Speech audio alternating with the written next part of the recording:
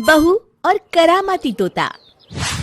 देखिए माँ जी, मैं बाजार से एक बोलने वाला तोता खरीद कर लाई हूँ।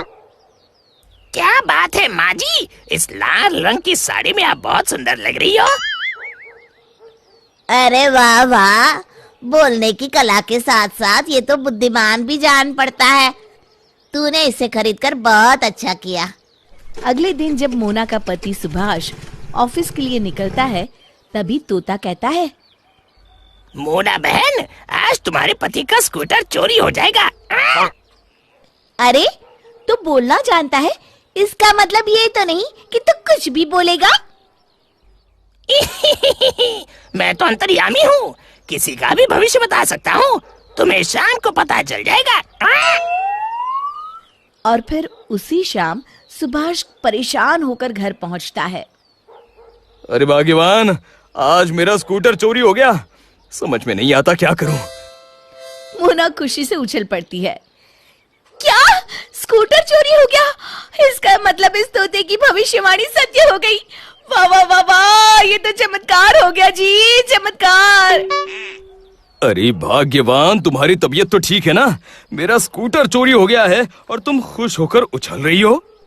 अरे मैं तो इसलिए खुश हो रही हूँ कि ये तोता सबका भविष्य बताता है। इसे हर बात पहले से ही पता होती है। आपकी स्कूटर चोरी होने के बाद इसने मुझे सुबह ही बता दी थी। अब आप देखते जाइए मैं इस तोते का कैसे फायदा उठाती हूँ जी। मोना अपने घर के बाहर एक बोर्ड टांग कर उस पर लिख देती है कि सिर्फ 500 रुपए में अपना भविष्य जानिए। अगले दिन वहाँ एक आदमी आता है। मैं बड़ा परेशान हूँ बहन जी, मेरी भैंस कहीं खो गई है। क्या उसके बारे में कुछ पता चल सकता है? तभी तोता कहता है, अरे मोटे, तुम्हारी भैंस कहीं खोई नहीं है, बल्कि तुम्हारे पड़ोसी जग्गा ने चुराई है। अच्छा, ये बात है। मैं अभी जाकर उसकी खबर लेता हूँ। ये रहे आपके 500 रुपए। और इस तरह मनोहर को उसकी भैंस मिल जाती है। देखते ही देखते चारों तरफ उस तोते की बात फैल जाती है और दूर दूर से लोग अपना भविष्य जानने वहां आने लगते हैं।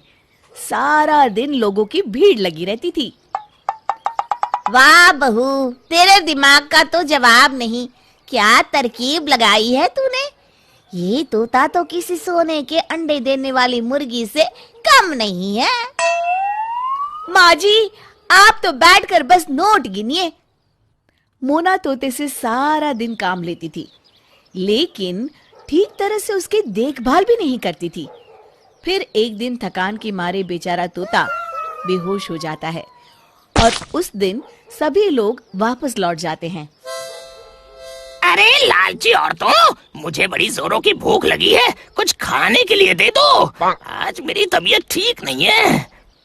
अरे बहू, मैं देख रही हूँ दिन ब दिन इसके नखरे बढ़ते ही जा रहे, बढ़ते ही जा रहे, और ये काम चोर होता जा रहा है।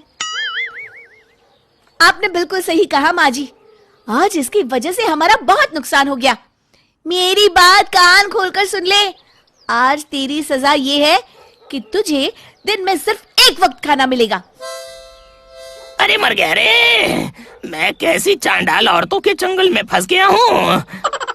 इस तरह अधिक से अधिक धन कमाने की लालच में पड़कर मोना दिन रात उस तोते पर अत्याचार करने लगती है। फिर एक दिन, ये दोनों सास बहू एक नंबर की लालची और मतलबी हैं।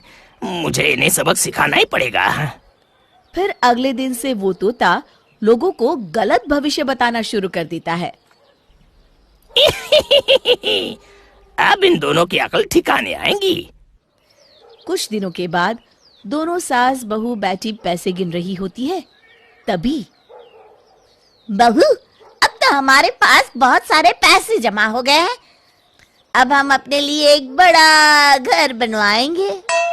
जी माँ जी, और साथ में मैं अपने लिए महंगी महंगी साड़ी और एक 9 लखा हार भी बनवाऊंगी।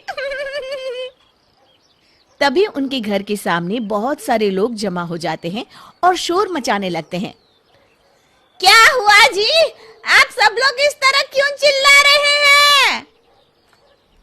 अरे भाइयों, ये दोनों सास बहू तो धोखेबाज निकली। हाँ, तुमने सही कहा। उस बोलने वाले तोते के जरिए बड़ी चालाकी से हम सबको बेवकूफ बनाया है इन दोनों ने।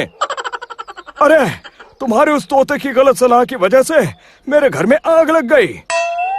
अरे भाई, मेरी तो पत्नी मुझे छोड़कर भाग गई। अभी अभी मेरी शादी हुई थी और मेरी खड़ी फसल बर्बाद हो गई।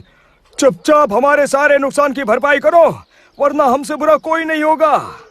तभी मोना का पति सुभाष उन सब से माफी मांगता है और घर में रखे सारे पैसे लोगों में बांट देता है और उस तोते को पिंजरे से आजाद कर देता है। शिक्षा किसी ने सच कहा है कि लालच बुरी बला है।